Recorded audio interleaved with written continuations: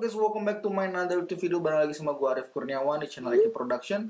Gimana kabar kalian hari ini? Semoga selalu dalam keadaan baik. Dan pada video kali ini gue bakal ngebahas sebuah lensa keluaran dari Olympus dengan focal lens 12 40mm f2.8 Pro. So, buat kalian yang baru pertama kali datang ke channel ini, jangan lupa diklik subscribe terlebih dahulu. Diklik juga tombol notifikasinya supaya kalian gak ketinggalan info menarik dari channel ini.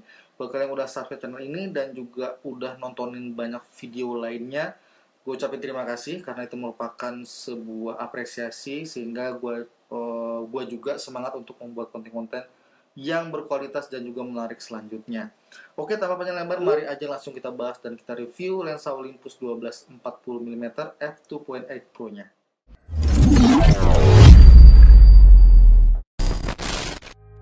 Yang pertama kali akan kita bahas adalah build quality-nya terlebih dahulu, yaitu lensa ini terbuat dari metalnya solid dan juga plastik yang solid juga pastinya. Adapun bagian terbuat dari plastik adalah si lens hood-nya, front dan back cap-nya. Selebihnya terbuat dari metal dan ringnya pun terbuat dari metal. Ada clutch manual fokus dan autofocusnya juga terbuat dari metal. Dan adapun mounting di belakangnya juga terbuat dari metal. Jadi lensa ini oke banget jika kalian ingin menginvestasikan dalam jangka panjang. Adapun lensa ini adalah lensa untuk macro four thirds. Jadi pastikan kamera kalian adalah macro four thirds system atau sensornya terbuat sistemnya macro four thirds, maksud gue seperti lensa Lumix, juga Olympus pastinya, dan juga Blackmagic Pocket Cinema kamera. Jadi jangan sampai salah peruntukannya. Lensa ini adalah untuk micro four thirds system. Oke? Jenis lensa ini adalah jenis lensa wide to semi tele menurut gua, karena 12mm itu cukup wide. By the way, ini gua juga syuting menggunakan lensa ini. Ini tangan gua nih di sini. Ini gampang banget gitu ya, tinggal gini doang. Dan gua nggak sulit sama sekali gitu ya. Literally enak banget untuk vlogging, mungkin untuk landscape, untuk jalan-jalan bareng keluarga ya kan. Dengan focal lens range 12 sampai 40mm itu berarti di ekuivalen 24 sampai 80mm di lensa full frame. So lensa ini sudah mencakup semuanya, mulai dari wide, normal to semi tele ya, karena dibilang tele banget juga enggak, tapi udah cukup lumayan karena udah setara dengan 80mm. Adapun lensa ini juga memiliki fitur splash proof, artinya tahan terhadap percikan air gitu ya. Kalau kalian mau berhujan-hujanan ringan, untuk syuting atau foto, lensa ini masih bisa diajak untuk berhujan-hujanan, tapi dengan catatan tidak terlalu basah-basah banget karena bukan water resistor ya, atau bukan anti air, tapi hanya percikan saja, splash proof saja gitu ya. Adapun berat lensa ini hanya 382 gram saja. Bentuknya terlihat besar tapi masih dibilang ringan. Ya dibilang ringan banget juga enggak sih, karena emang build quality-nya oke banget, terbuat dari metal dan juga sedikit bagian-bagiannya terbuat dari plastik. Makanya lensa ini dibilang ringan banget juga enggak, dibilang berat, masih banyak lensa-lensa berat lainnya. Adapun lensa ini memiliki diameter 62mm gitu ya. Kalau kalian pengen membeli lensa, maksud gue membeli filter seperti ND filter atau UV filter dan filter-filter lainnya, pastikan kalian beli dengan diameter 62.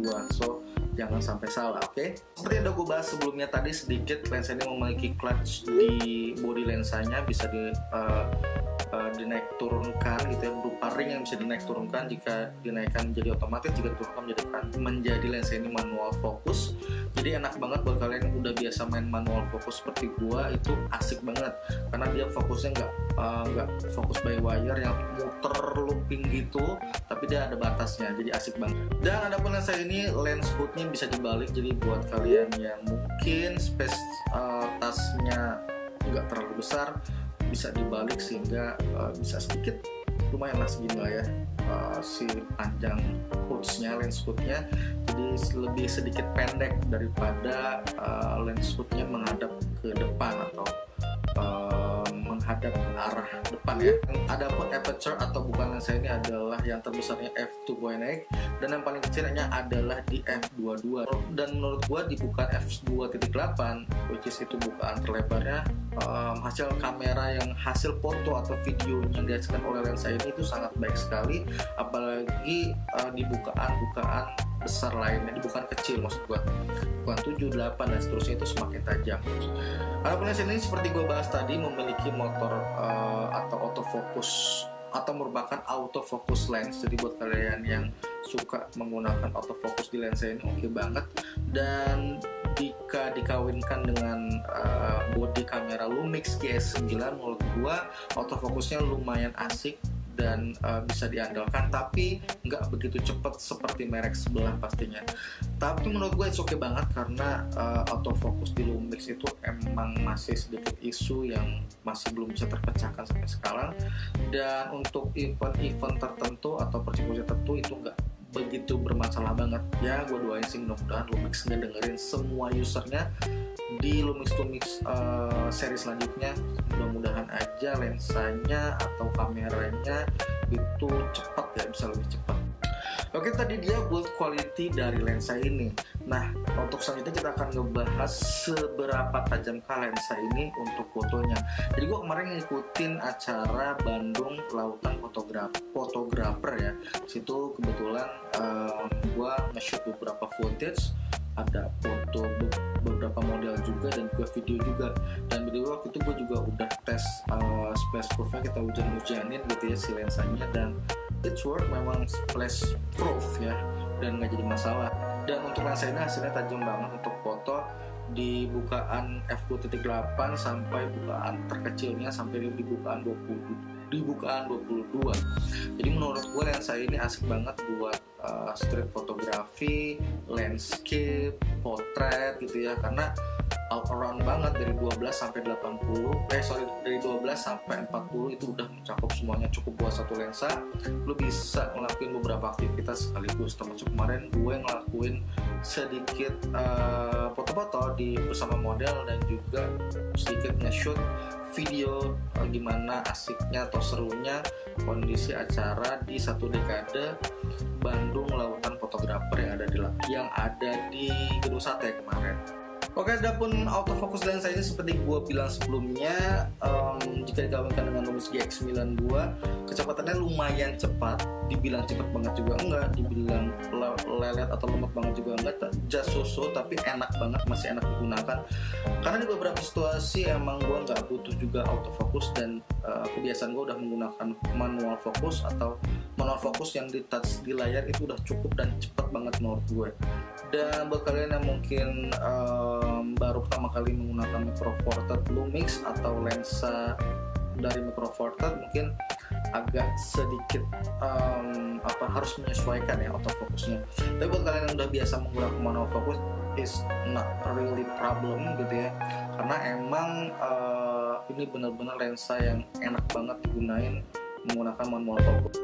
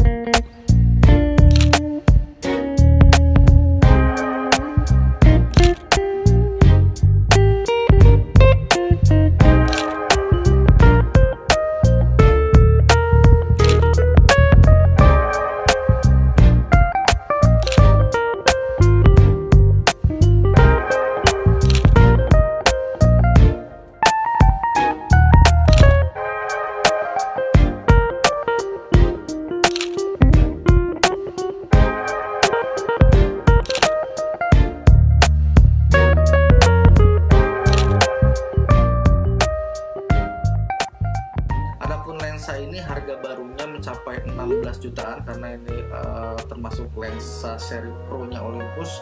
Jadi menurut gue untuk harga segitu worth it banget dibandingin beberapa harga lensa lainnya dari brand sebelah yang mungkin dengan range focal lens yang seperti ini dan juga bukaan yang konstan. Oh ya, by the way, ini bukaannya konstan.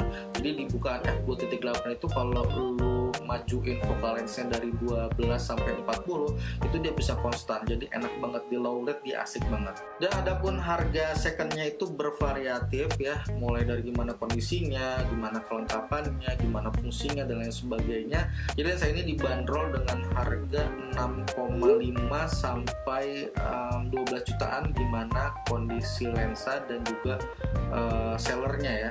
Jadi di Tokopedia itu bisa ada yang jual sampai 12 juta karena dia lengkap, kondisi lensanya juga bagus, like new mungkin, terus kondisi optiknya juga bagus, makanya mereka kasih harga segitu. Dan untuk harga yang 6,5 sampai 8 jutaan itu mungkin nggak ada boxnya gitu ya, nggak lengkap. Dan ini juga gue dapetin nggak ada boxnya, by the way. Oke, mungkin segitu aja video review kali ini. Buat kalian yang udah nonton video sampai sini, gue ucapin terima kasih.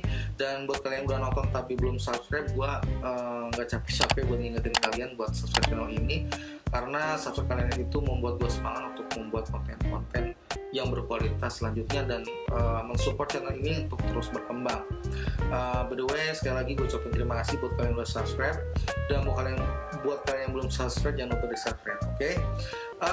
Segitu dulu aja video gue kali ini. Thanks for watching this video. Buat kalian yang suka dengan videonya, jangan lupa diklik like juga, diklik komen jika ada yang perlu ditanyakan, dan di share jika menurut kalian video ini bermanfaat. Gue Arif yang undur diri. Thanks for watching. See you in the next video and stay creative. Bye bye.